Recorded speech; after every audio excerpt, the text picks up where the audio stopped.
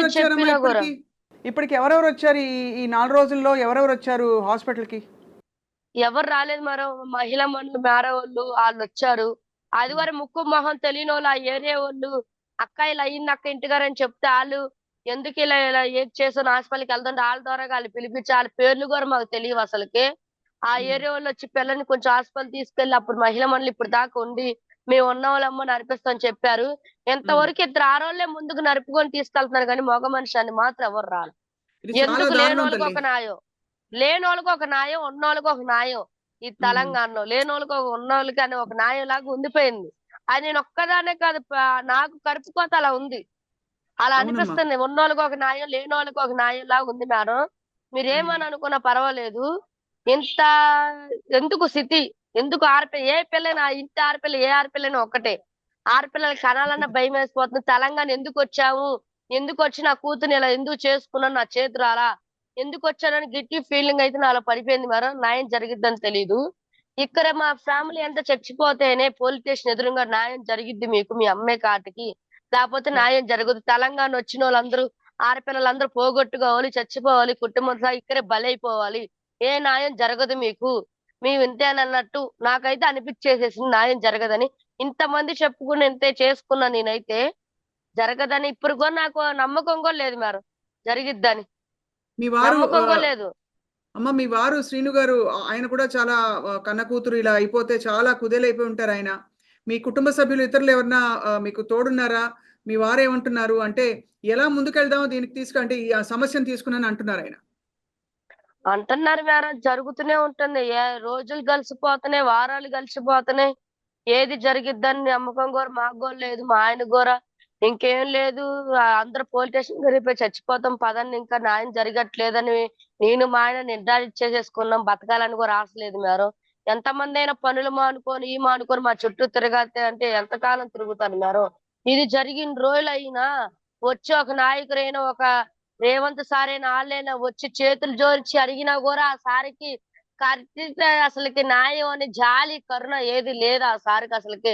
కదలలేకపోయారు కొంచెమేనా. ఎందుకు అలా ఉన్నారు కఠినంగా. ఏ దేశమైనా ఒక్కటే ఎవ్వరైనా మనుషులు ఎక్కడైనా వచ్చి బతకొచ్చు, ఎక్కడైనా అవును. ఎళ్ళొచ్చు.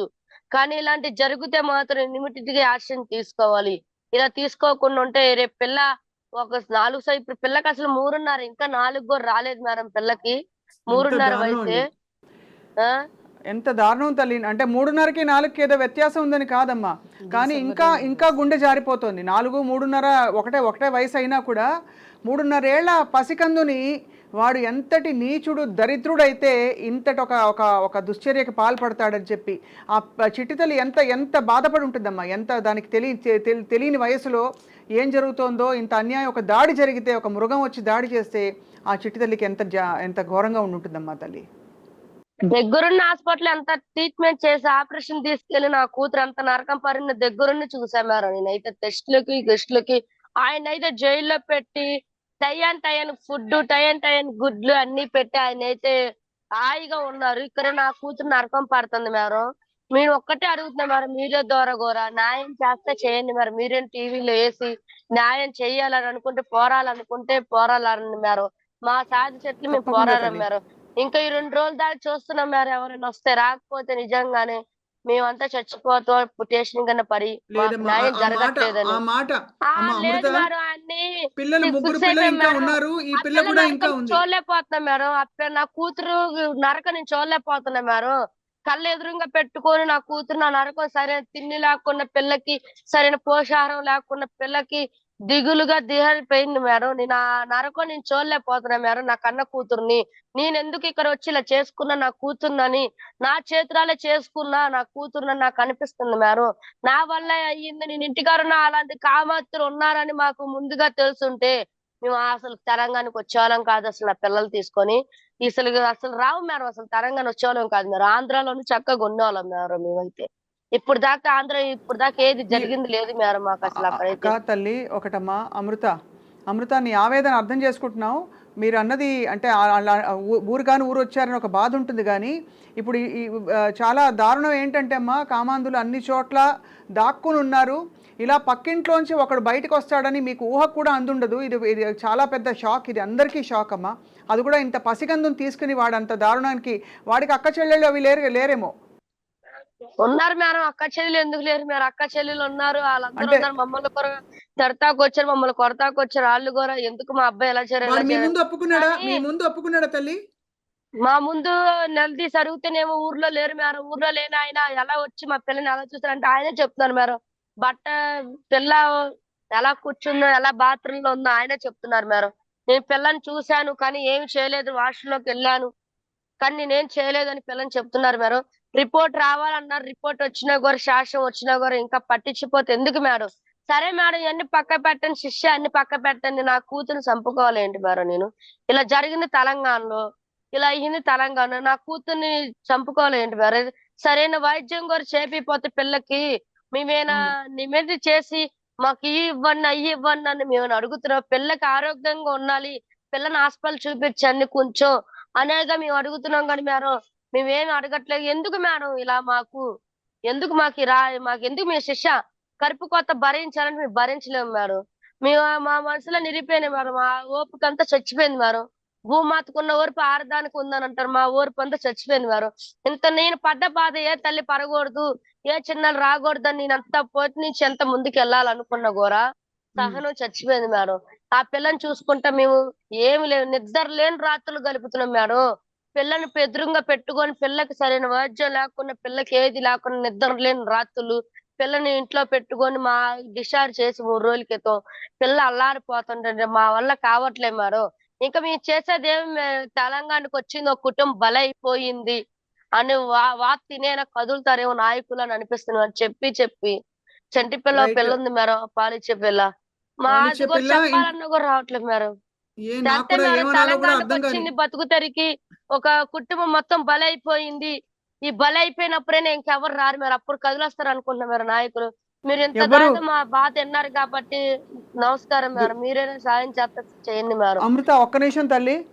అమ్మ తల్లి అమృత ఒక్క నిమిషం. ఇక్కడ సంధ్య గారు ఉన్నారు. సంధ్య గారు ఇలాగే మహిళా మండలి అలాగే చాలా మందికి చాలా హెల్ప్ చేసిన వారు. వారి వారి మాట కూడా ఒక్కసారి అమ్మ మీరేమైనా సంధ్య గారు మీరేమైనా చెప్పదలుచుకున్నారా? అడగదలుచుకున్నారా? అంటే ఆమె బాధ వర్ణనాతీతం అండి. ఆ తల్లి బాధ ఎందుకంటే కడుపు చేత పట్టుకుని బతుకు తెరువు కోసం నలుగురు పిల్లలు భార్యాభర్తలు వస్తే వచ్చి నెల కాలేదు 3.5 ఏళ్ల పాప మీద అంత అఘాయిత్యం జరిగింది. అవును. అంత పసిపాప మీద అతను బాత్రూంలోంచి బయటికి వెళ్ళడం చూసి కూడా వాళ్ళు అనుకోలేదు. ఎందుకంటే అంత పసిపాప మీద వాష్రూమ్లో ఉన్న పిల్ల మీద అంత దారుణానికి దిగబడతాడని వాళ్ళు అనుకోలేదు. ఎవ్వరు ఊహించరండి. మృగాలు కూడా చేయాలి. ఎవరు కూడా ఎక్స్పెక్ట్ చేయరు. వాడు ఎందుకు వచ్చాడు అనుకున్నారు. కానీ ఆ తర్వాత ఆ పాప పరిస్థితి, ఆ పాప భయపడడం, అనేక సిమ్టమ్స్ అవన్నీ తర్వాత వాళ్ళు అసలు వాళ్ళకి అది తీసుకోవడానికి చాలా కష్టం.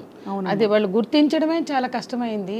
ఆ తర్వాత అర్థం చేసుకుని బయటికి వెళ్ళి కంప్లైంట్ ఇచ్చి ఇప్పుడు హాస్పిటల్ వాళ్ళతో మేము మాట్లాడాం. ఆ అమ్మాయి పరిస్థితి లోపల డ్యామేజ్ ఉంది. ఇమీడియట్ వైద్యం అందనందువల్ల ఇన్ఫెక్షన్ పెరిగింది. అదే చెప్తున్నా. కానీ క్యూర్ అవుతుంది. మేడం మేము ఈ రూమ్ కి వచ్చినా కూడా పిల్ల వాష్రూమ్ వెళ్ళమన్నా కూడా అక్కడికి వెళ్ళట్లేదు మేడం. అంటే బాగా టెర్రరైజ్ అయింది. ఎందుకంటే ఆ అమ్మాయి మీద అంటే వాష్రూమ్ లో ఒక ఘోరం జరిగింది కదమ్మా. దాంతో వాష్రూమ్ లో జరిగిన ఘోరం అమ్మాయి మైండ్ లో మిగిలిపోయింది. అమ్మాయి భయపడుతుంది. దానికి కౌన్సిలింగ్ అవసరం. మీ డాక్టర్లతోటి మేము మాట్లాడాం. కౌన్సిలింగ్ కూడా చేపిస్తారు. కానీ ముందు ఇన్ఫెక్షన్ తగ్గించి వైద్యం తర్వాత కౌన్సిలింగ్ సెషన్స్ తర్వాత ఉంటాయి. అట్లాగే అమ్మ నేను మీకు ఇచ్చే భరోసా ఏంటంటే ఇమీడియట్గా Kranti Wesley director women and child welfare వారితో మేము మాట్లాడతాం. అంటే ఈ చైల్డ్ రేప్ మీద మొన్న 4 రోజుల క్రితమే మేము మాట్లాడాము. అంటే చైల్డ్ రేప్ ఒకటి కాదు సంధ్య గారు. అంటే ఇంకో ఘటనలో మేము మాట్లాడాము. ఒక ఘోరం జరిగినప్పుడు తీసుకెళ్లి సరే నీలోఫర్ హాస్పిటల్ చాలా పురాతనమైన మంచి హాస్పిటల్ అని చెప్తారు. లేదు అక్కడ వైద్యం కూడా బాగానే జరుగుతుంది. ఏ దిక్కు లేకుండా కానీ వీళ్ళకి ఎవరిస్తారు అనుక్షణం భరోసా ఇవ్వాలి. షాక్ లో ఉన్నారు ముందు వాళ్ళకి అర్థం కావాలి అక్కడ ఏంటి డ్యామేజ్ ఎట్లా జరిగింది ఏంటి. టెస్ట్లు అయినాయి. టెస్ట్లు అయ్యాక వైద్యం స్టార్ట్ అయింది. ఆ పాపకి మెరుగైన వైద్యం చేస్తామని కూడా వాళ్ళు చెప్తున్నారు. ఇమీడియట్ వచ్చే రిజల్ట్ కింద కొంచెం లేట్ అవడం వల్ల ఇన్ఫెక్షన్ పెరిగి కొద్దిగా ఇబ్బందిగా ఉంది. కానీ ఆ పాపకు తగ్గుతుంది. హాస్పిటల్లో మంచి డాక్టర్లు ఉన్నారు. లక్షలు కోట్లు పోసిన ప్రైవేట్ హాస్పిటల్లో లేని డాక్టర్లు నీలోఫర్లో ఉన్నారు. అపోలో లేదా పెద్ద పెద్ద కిమ్స్ ఇలాంటి హాస్పిటల్లో రెఫరల్ కేసులు కూడా చైల్డ్ కేసెస్ నీలోఫర్కి వస్తుంటాయి. పిల్లలవి నీలోఫర్కి వస్తాయి. It is a referral hospital. అమ్మ ఆంధ్రాలో పసిపిల్లల కేసులు కూడా రెఫరల్ హాస్పిటల్ నీలోఫర్కే వస్తాయి. అవును. కాబట్టి ఆ హాస్పిటల్లో ఉన్న ఎక్స్పర్ట్స్ ఎక్కడా లేరమ్మా, మీరు భయపడకండి. అట్లాగే డిపార్ట్మెంట్ వాళ్ళు మేడం డైరెక్టర్ క్రాంతి వెస్లీ గారితో కూడా మేము మాట్లాడతాం. ఖచ్చితంగా మీ పాపకి మహిళా శిశు సంక్షేమ శాఖ అధికారులు వచ్చి మీకు ఇవ్వాల్సినవి ఉంటాయి, మీరు కోరట్లా, మీది వైద్యం ఒకటే మీరు కోరుతున్నారు, మాకు అర్థమైంది. కానీ డిపార్ట్మెంట్ బాధ్యత మీకు అందించాల్సిన డబ్బులు ఇవ్వాలి. ఎందుకు అంటే మీకు భరోసా. ఇప్పుడు పాపను పట్టుకుని పనులకు వెళ్ళే వాళ్ళు పనులకు వెళ్ళరు, ఇంట్లోనే ఉంటారు, పాపను చూసుకోవాలి, ఇంకా కొన్ని రోజులు పడుతుంది. కాబట్టి మీకు బతుకు తెరువు కల్పించడానికి చట్టం పెట్టింది. అది డిపార్ట్మెంటో రాజకీయ నాయకులు ఎవ్వరు మెహర్బానీ కాదు, భిక్ష కాదు. అత్యాచార బాధితులకి నష్టపరిహారము ప్రభుత్వం చెల్లిస్తుంది. అది వాళ్ళకి భరోసా కల్పించడంలో భాగం. ఎన్నో రకాలుగా మహిళా ఉద్యమాలు కోట్లాడి తెచ్చిన చట్టాలు అవి. ఆ చట్టం అమలు చేయాల్సిన బాధ్యత లోకల్ పోలీసులకు ఉంది. వాళ్ళు ఎఫ్ఐఆర్ కాగానే ఉమెన్ అండ్ చైల్డ్ వెల్ఫేర్కి అది పంపాలి. ఆ ఎఫ్ఐఆర్ అయ్యాక అది వెళ్ళాక ఫస్ట్ 25%, తర్వాత 25%, ఆ తర్వాత మిగతా 50% వస్తుంది ఛార్జ్ షీట్ పడ్డాక. అవి మీకు వచ్చేలాగా చూసే బాధ్యత మాది.